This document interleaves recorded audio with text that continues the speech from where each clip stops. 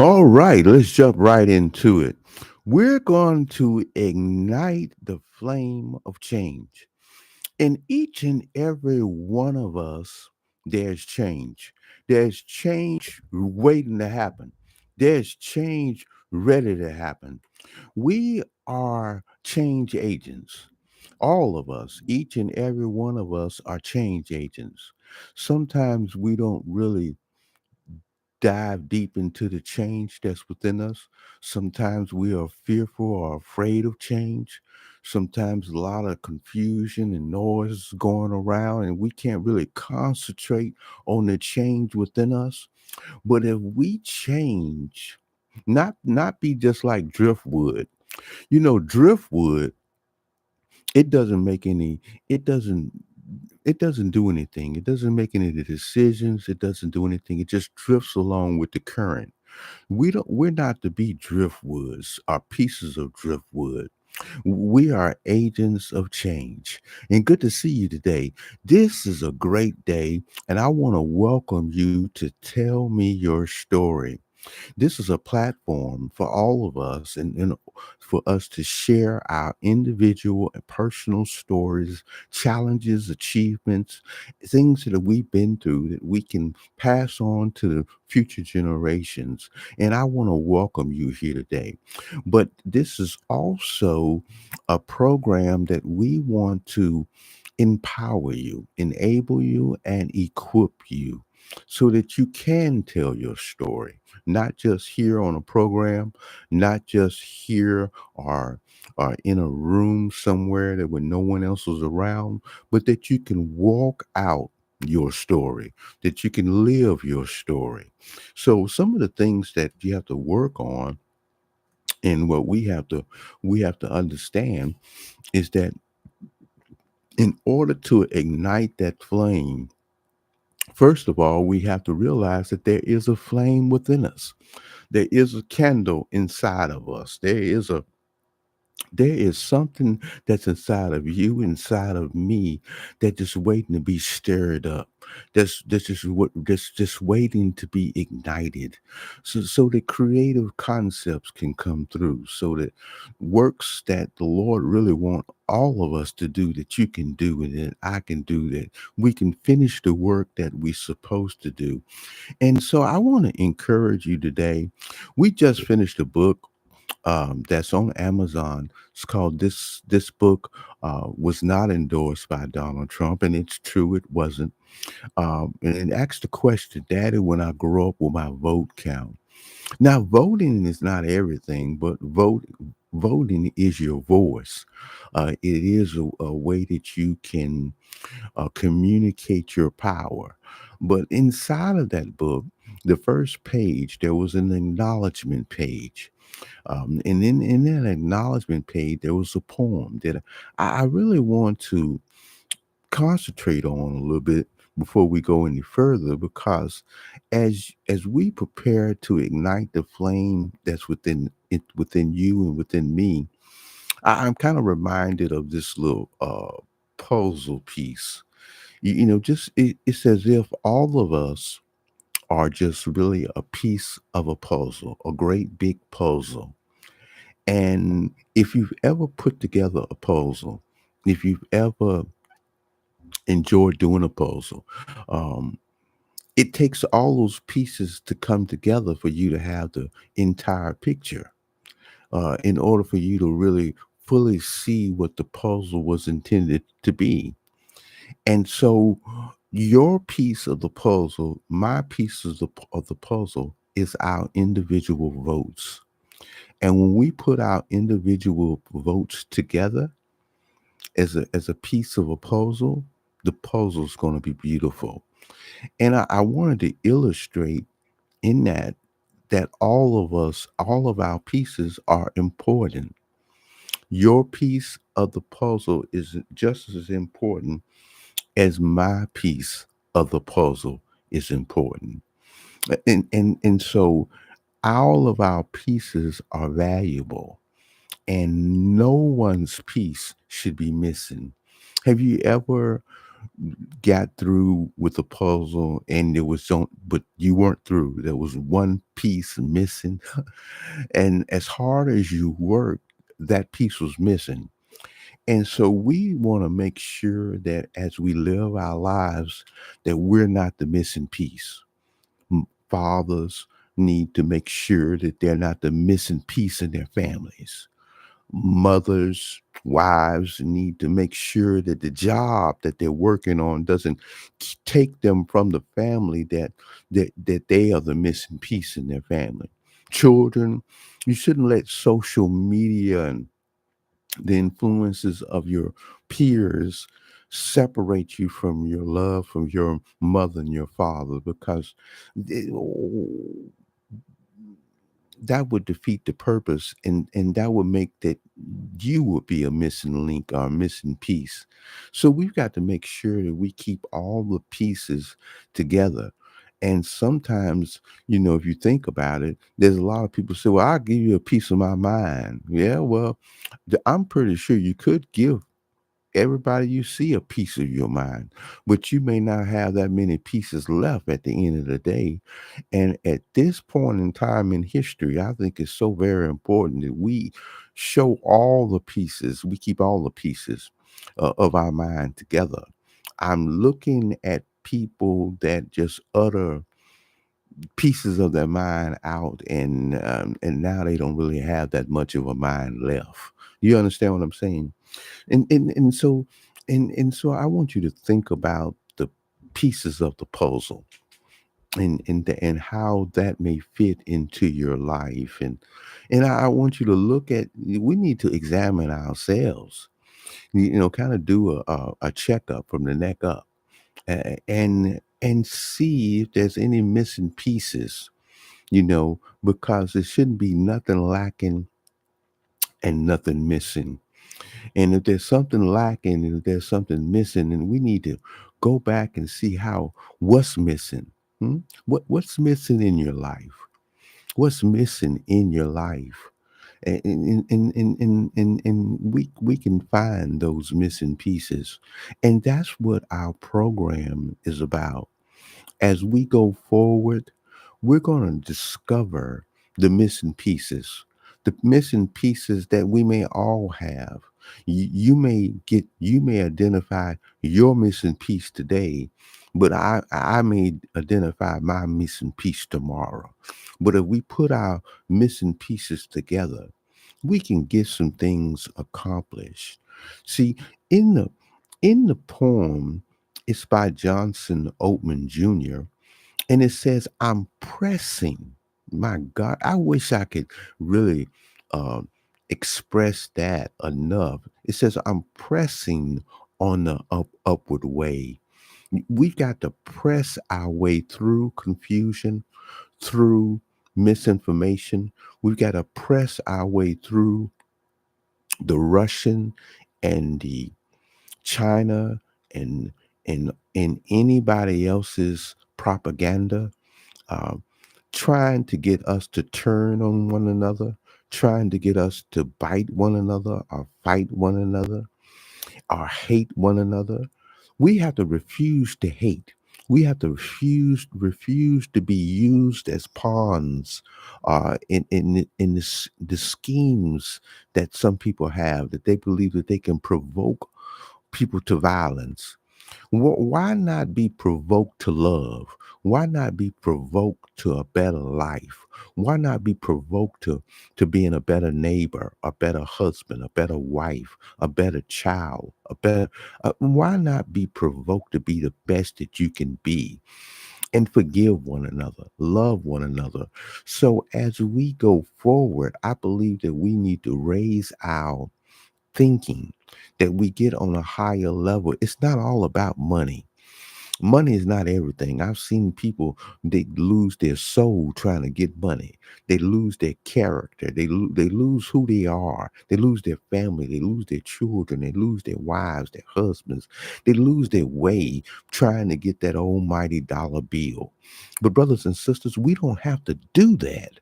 We don't have to compromise ourselves, our integrity for the things, for the finer things in life. because we have to be content with such things as we have, but we press our way.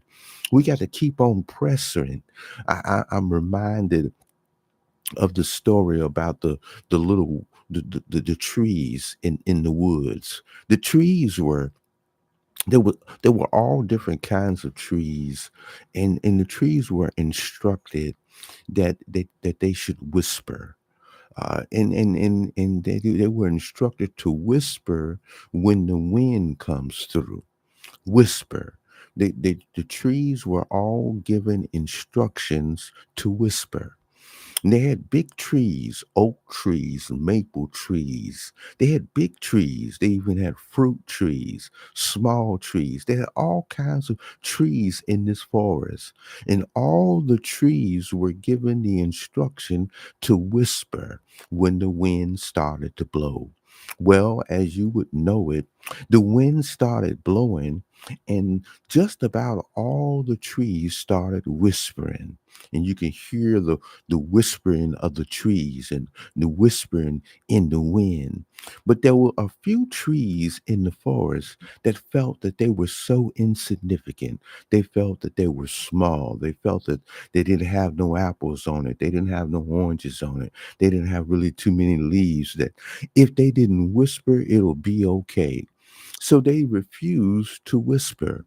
But didn't you not know that every tree in the forest was instructed to whisper? So by them failing to whisper, they were not cooperating. They were not obeying the instructions. Every tree in the forest has to whisper. And so the next time they were given that opportunity, they whispered, and you should have heard the orchestra of the trees. You should have heard the orchestra of the wind. How magnificent, how great it was when all the trees started to whisper. When we whisper together, and I want you to think of your as I whisper, maybe as your vote, my vote. When we all vote, and it comes together, when it comes together as a united body. We come together as one. The nation is able to change the course of direction. The nation is able to turn the page when we come together as one, when we all whisper at the same time when the wind is blowing. And if you didn't know this or not, in America right now, the wind is blowing. The wind is blowing from the east and from the west, from the north and from the south. And it is blowing. It is time for a change. And we have to ignite the flame that is within us. We have to ignite the flame of change that is within us. It's just as if it's just as if you go outside and you see on a beautiful day. I believe that every day is beautiful. Not only some days when we may have birthdays or celebrations or weddings, but even days where there are funerals, that those are good days. Sometimes we fail to realize that we should rejoice even when our loved ones go home. Yes, we may miss them. Yes, we may miss them in one way, but in another way we should be glad that they don't have to really endure some of the heartaches and pains and heartaches that this life can give. But in the poem, it tells us that we are pressing on an upward way, and it's new heights that we're gaining every day, still praying as we're onward bound. But it's a prayer that we have. Lord, plant our feet on higher ground. We need to stay on higher ground. Now, what is higher ground? I've discovered, my brothers and sisters, that higher ground is basically how we see ourselves, how we see the Lord, how we see how we fit into the picture of humanity in this beautiful quilt of humanity. It, that that that That higher ground is in our ability to love the Lord. I know sometimes people don't think that it's politically correct to talk about the Lord, and they want to separate church and state. And that could be true. We're not trying to combine church and state. Some of the evangelicals, they try to do that. But if they were so holy, if they were so righteous, why they didn't see Trump coming? Why they didn't see that? Because they were deceived. They believed a lie. But I want you to know higher ground is that when we forgive one another, not because they ask us to, not because they deserve it, but because we have been forgiven. We were forgiven, all of us, before we were even born. We were forgiven 2,000 years ago. And because we have been forgiven, we forgive others, even for their opinions, even for their messed ups, mistakes. We forgive everyone, and we have to forgive ourselves. Sometimes, brothers and sisters, I have to call you my brother and sister because I claim you. I don't care if you're a Puerto Rican. I don't care if you are Anglo-Saxon. I don't care if you are Haitian. I don't care if you're Jamaican or African. I don't care what side of the tracks you're from. You are still considered my brother. You're still considered my sister, not because of the color of your skin, not because how much money you have in the bank, but because I am considered, hallelujah, I am considered someone else's brother. So I want you to know that we love because we were first loved. Sometimes we look for love all in the wrong places and never ever look for love within ourselves. I want to ignite the flame within you, and that flame is a flame of love. That it may have been put out by heartache, heartbreak, disappointment, and discouragement. It may have been put out by people lying or misusing or abusing us. But we've got to reignite that flame, forgive those that trespass against us, and move forward, climbing, wanting to go to deeper depths and higher heights every day. Now, the deeper depths is how deeply we are committed to the cause. Is there not a cause? I wonder. Is there not a cause? Isn't there not a cause for us to lock arms, to join together, not to not to hurt one another, but to help one another? Is there not a cause for us to vote? Devote our conscience and then hold those that we vote accountable, making sure that they do the job that they were sent in office to do. It is our responsibility to be civically minded. It is also our responsibility to help the unfortunate. It says, if do you remember, I don't know if you do, but if I don't know if you remember or not, but let me see if I can ask you. You know, every thunderstorm, every hurricane, every tornado, every rainstorm, they all start with one drop. They start with one drop. Every every trek across the world, every journey started with one step. And sometimes a one raindrop may feel insignificant, may feel like, what's the use of even dropping? There's only one raindrop. But if that one raindrop drop, and if it really noticed that there's some other raindrops starting to drop, and then there's some more raindrops starting to drop, I want you to understand that every thunderstorm started with one raindrop. Then there's two. Then there's three. There's four. There's 20. There's 100. There's 1,000. There's millions. And when we put one vote, another vote, another vote, another vote, another vote, another vote, it's as if we've got a mighty rainstorm. And I don't know if you checked the Weather Channel out lately or not. But America is facing a rainstorm. There's a lot of raindrops. There's a lot of votes coming together. And we don't let your raindrop, don't let your vote not be dropped. Why don't you drop your raindrop with everybody else's raindrop and let a mighty thunderstorm take place? A thunderstorm of change, a thunderstorm of prosperity, a thunderstorm of brotherly love. Let a beloved community come out of this. It's as if it was a that we are a hidden garden, that we're all beautiful flowers in a garden, and each one of us have our own different fragrance. Each one of us have our own different color. Each one of us have our own different shape and style. But all the flowers in the garden makes the garden so beautiful. And we need to bloom together, not be separated and divided, but we need to come together as one. And that's what this is about. When we ignite the flame within us, we don't seek to be divided. We seek to be included. We seek everyone. We want the wealth of our friends and our neighbors to increase.